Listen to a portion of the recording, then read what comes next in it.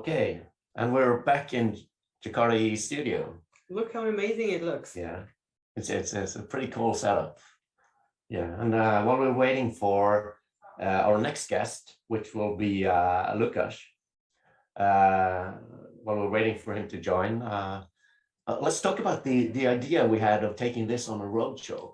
Oh my goodness, that would be amazing. Yeah. So you let us know if you agree with us, but we're thinking of visiting different jugs or interested parties and actually come and talk to you about what's going on in Jakarta EE. Yeah, and tell us in the chat if you would like us to bring Studio Jakarta EE to a conference as well.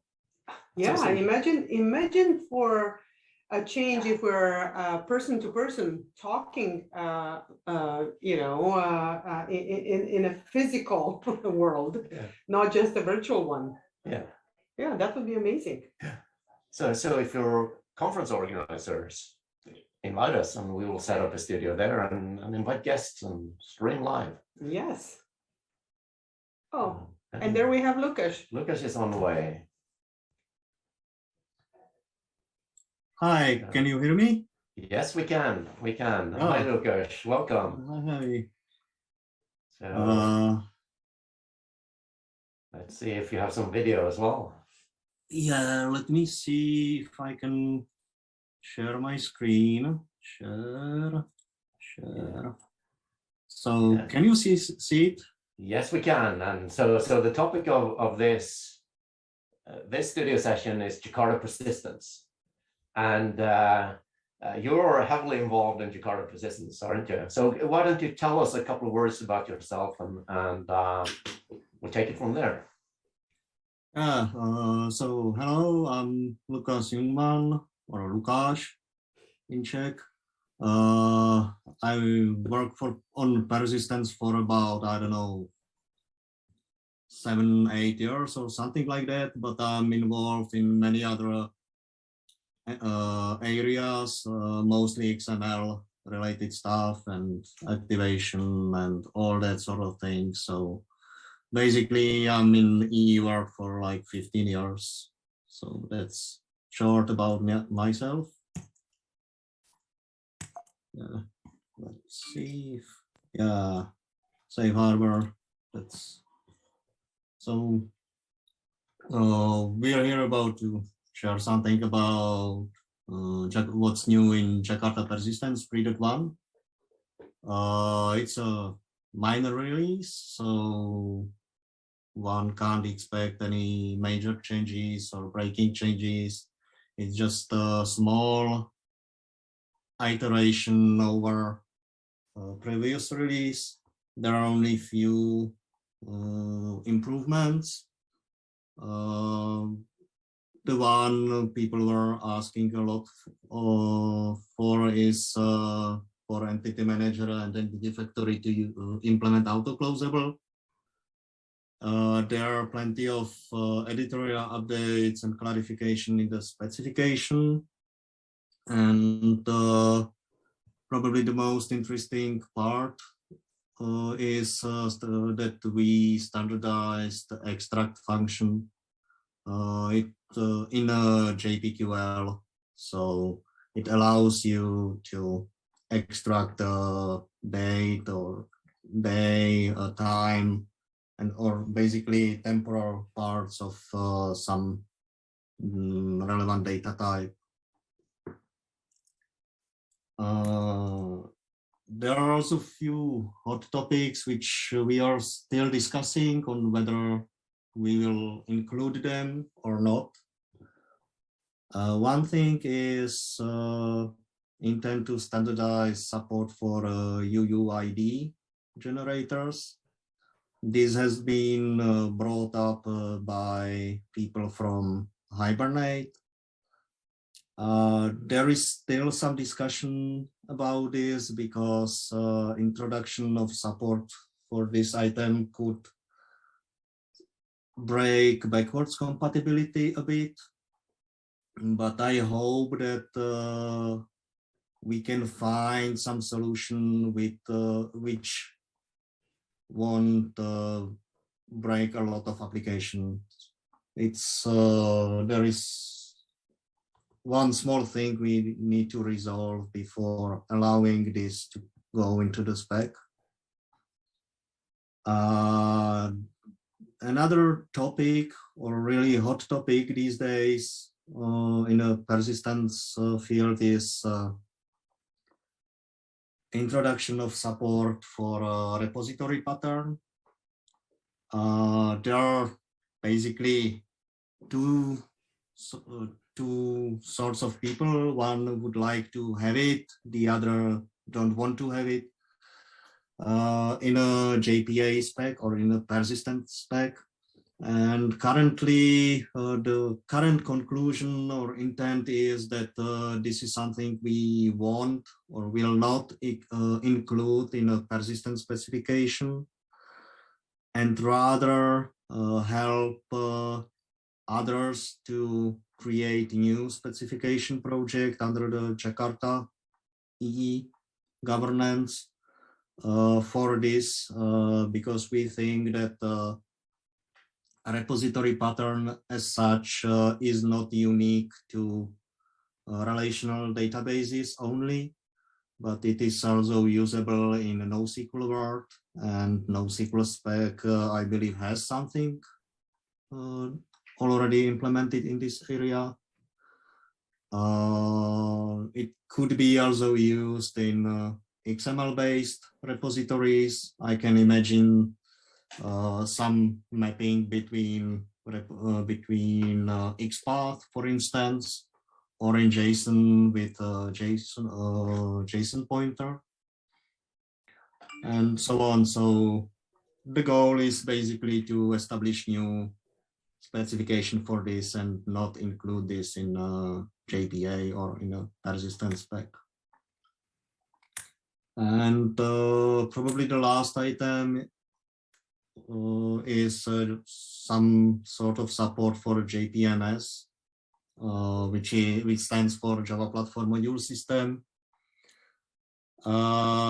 In this release of the specification, we don't go too far. We just define the module name, which is going to be Jakarta Persistence.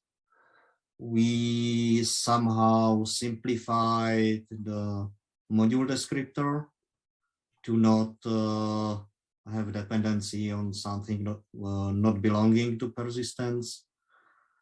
And we also prepare basically the work for implementations to come up with their own solutions and their needs, and see what we need to do in next major release, probably next year. Yeah, and if there is an interest in a project, we are hosted on GitHub. We have our mailing list, JPA Dev. Then one needs Eclipse account if he wants to join that. But I would rather see a lot of traffic on a GitHub repository, issue tracker. It has better search option, so nothing really gets lost. And it's easy to get lost in amount of emails each of us gets every day.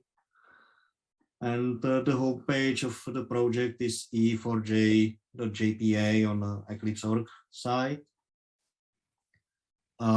This is for those who want to get involved into JPA or into persistence and who want to help us shaping it or shaping the future. And for those who are interested just into how to use the persistence, there is upcoming update of the Pro Persistence or Pro Java Persistence book tied or targeted to Jakarta EE. It's being finalized these days. So for those who want to use persistence or Jakarta Persistence in their apps, this can be a good resource. to learn about it, how to use it, what to use when and why, and so on. So that would be briefly about what's new in persistence. Thank you very much, Lukas. I really enjoyed your workflow there. I want to go back to a couple of the hot topics you were talking about. Yeah, sure. First, the standardized support for UID. I must say I've been the one who really want this because I've done so many kind of hacks around it because you want to store UIDs and use it in the database, and you have to do all these kind of workarounds to get it to work. So that is excellent. The other thing, the repository pattern. Let's discuss that a little bit because this is basically what Spring Data is doing, isn't it? Yes, it is what the Spring Data is doing. But there are other frameworks like I think Delta Spike as well and others. But it's really just a, I don't know, it's a design pattern of how to work with items. It really doesn't fit into persistence spec as such. Exactly. It really should be something standalone, and I think it's good time if someone to those who are interested into this, it's good time to get involved in the new project. I don't have the links for that. No, but I'll give you a little help there. If anybody out there wants to initiate this proposal for a new specification project, get in touch with me and I'll help you through the process and we'll get that project up and running. And as you said, it should probably be on its own. It shouldn't be in the persistence specification. So it will be a standalone project. And we can discuss the name later, whether it should be Jakarta repository or Jakarta data or something else. Yeah, exactly. There can, I believe, also people from NoSQL specification project can help as well because they have something, or maybe even the repository pattern implemented in their spec. So that can be another area where one can look for inspiration. Yeah, exactly. And we should involve the NoSQL project so we can extract that pattern from their specification so they don't have to have it, so they can use this new specification as well. Yeah. And just for those who are not familiar with the repository pattern, if I as a developer wants to use this, wouldn't it, that's the kind of thing where I just define an interface and it will generate everything for me to get the data, isn't that correct? Yeah, exactly. It can really ease developers' life. Yeah. So I just annotate an interface with some annotations defined by this specification or something. It reads from the fields and stuff. So for example, find by primary key would just be generated for me. Yeah, and that's also a reason why it should belong to JPA. Because find by ID in XML document has also a set of IDs. So yeah, exactly. That's why I really think it should live on its own. Yeah. So I'll just reiterate, if anyone is interested in bringing this forward, contact me and we'll get that project started.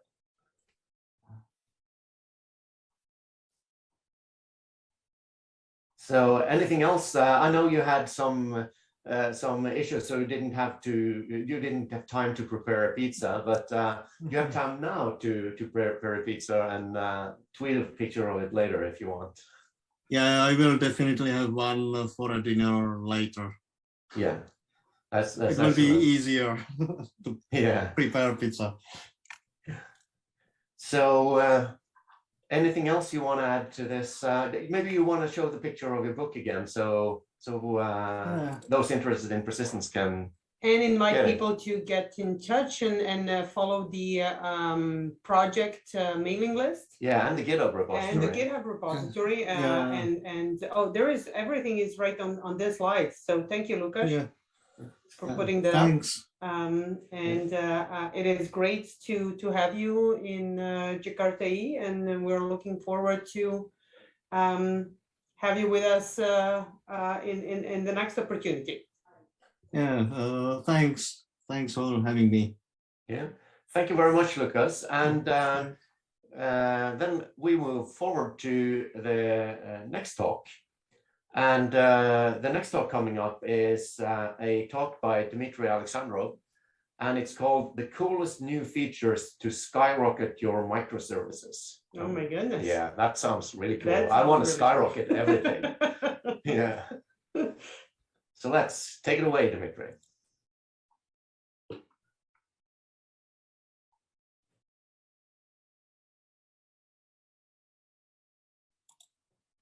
Okay, so maybe we can also do a little bit of why don't we show you what kind of swag we're having this year for winners and for participants. Yeah. I see you're wearing the Look at that. third edition JakartaOne There's the Livestream third thing. edition. So maybe take it away with some of the videos for the swag.